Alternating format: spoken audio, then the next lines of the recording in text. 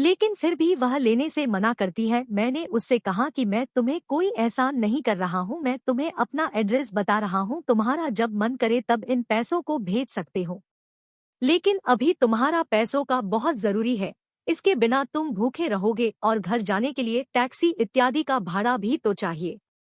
इतना सुनते ही और मेरे मनाने के बाद वह लड़की पैसे ले लेती और कहती है कि मैं घर जाकर पैसे का इंतजाम करके आपको उन पैसे को भेज दूंगी। उस बहुत लड़की सो जाती है। लड़की का सफर सुबह में 2 बजे पूरा हो जाती है और लड़की उस ट्रेन से उतर जाती है। उसके बाद जब मैं नींद से ज्यादा तो देखा कि वह लड़की अपनी सीट पर उपलब्ध नहीं है। फिर मैंने उस लड़की को ज्यादा याद नहीं किया और अपने काम से काम रखा और मैं सो गया था। घर पहुंचकर उस दिन बीत जाने के बाद करीब करीब 1 साल बीत जाने के बाद मैंने जिस पते पर पैसे भेजने के लिए एड्रेस दिया था उस पर एक चिट्ठी आती है। वह चिट्ठी उसी लड़के के द्वारा भेजी गई थी जिसमें लड़की चिट्ठी में लिखती है कि मेरी प्यारी हमसफर और मेरे अजनबी हमसफर, आपके ही कारण मेरा सफर सुहाना हुआ था। अब मैं आपका कर्ज उतारना चाहती हूँ लेकिन पैसे भेजकर मैं आपका कर्ज नहीं उतार सकती है। ऐसे में मेरी ख्वाहिश है कि मैं आपसे एक बार मिलकर आपका शुक्रिया अदा करूं। साथ ही साथ उसे चिट्ठी पर नीचे मिलने के जगह के बारे में तथा समय के बारे में भी बताया गया था। या देख, मुझे रहा नहीं गया था। मैं उस दिन का इंतजार करने लगाता हूँ जिस दिन यह वक्त आएगा और मैं उस अजनबी लड़की से मिल पाऊंगा।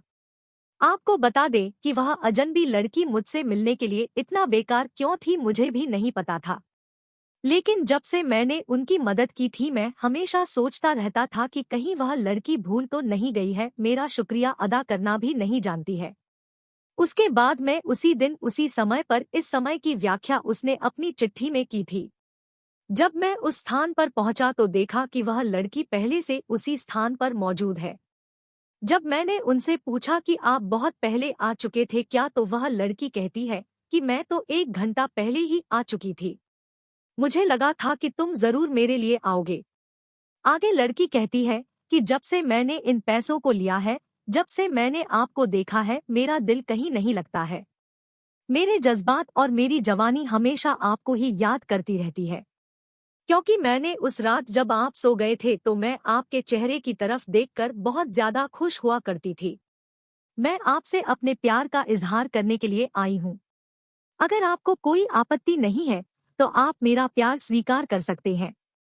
मैं पूरी जिंदगी आपके साथ गुजारने के लिए तैयार हूँ। साथ ही साथ मैंने अपने माता पिता से आज्ञा लेकर आई हो के और आपके बारे में बताकर भी आई हूँ। फिर उसके बाद मैं भी खुश हो जाता है, लड़की को तुरंत ही गले लगा लेता हूँ। फिर हम दोनों की शादी जल्द ही करवाने का हमारे माता पिता तथा अभिभावक वादा करते हैं। उसके बाद से फिर हम लोग दोनों फोन पर खूब रात भर बातें करते हैं